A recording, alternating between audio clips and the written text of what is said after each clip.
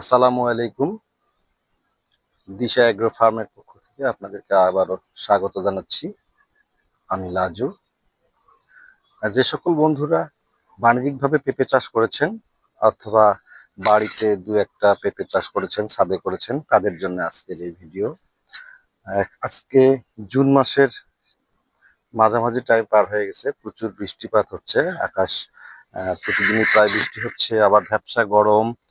এই অবস্থায় পেঁপের গাছের গোড়ায় যে সমস্যাটা হয়, পেঁপের গাছের গোড়ায় ফাঙ্গাল অ্যাটাক করে, বিভিন্ন ধরনের ছত্রাক অ্যাটাক করে। আমার 161টা গাছের মধ্যে গত কালকে একটা গাছ টোটালি গোড়া পচে মারা গেছে।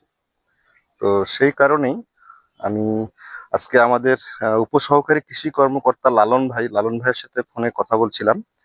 তো তিনি আমাকে সাজেস্ট করছিলেন যে অ্যামিস্টার টফ পার লিটারে 1 ml হারে, 1 ml এর একটু কম হারে যদি গোড়ায় স্প্রে করা যায় তাহলে এই সমস্যা থেকে সমাধান হতে পারে। তো আমি আজকে অ্যামিস্টার টফ স্প্রে করতেছি। এই যে ইমরান, আমার ভাস্তা ইমরান, ও আসলে স্প্রে করতেছে। তো ওর ঔষধ শেষ হয়ে গেছে, আবার ঔষধ ভরানোর জন্য ও যাচ্ছে। তো এই অ্যামিস্টার টফ এই মুহূর্তে যদি আপনারা 0.75 ml পার লিটার অথবা 1/2 ml থেকে 1 ml এর মধ্যেই, সর্বোচ্চ 1 ml পার লিটার, সর্বনিম্ন 1/2 ml। এই অবস্থায় এখন যেহেতু বৃষ্টি হচ্ছে ঘন, আবার হচ্ছে যে ভেস্পা গরম, এই কারণে গোড়াতে ফাঙ্গাল অ্যাটাক করে।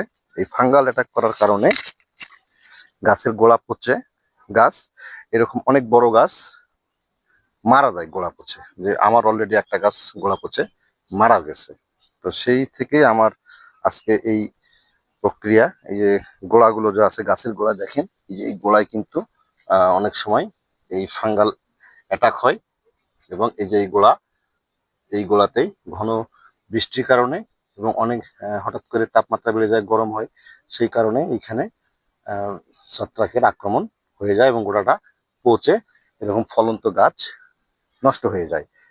তো আপনারা যদি এই ব্যবস্থাটা করেন, এই সময়ে গোড়াতে স্প্রেটা করতে হবে টোটালি, ঠিক একদম পেঁপে যেখান থেকে পেঁপে ধরা শুরু হয়েছে ঠিক তার নিচ থেকে গোড়া ভিজিয়ে চারিদিকে। এই যে পেঁপে দেখেন, আমাদের গাছগুলো অনেক গোড়া থেকে পেঁপে ধরা শুরু হয়েছে। যেখান থেকে ঠিক পেঁপে ধরা শুরু হয়েছে ঠিক কাণ্ডটা ভিজিয়ে, চারিদিকে ভিজিয়ে এবং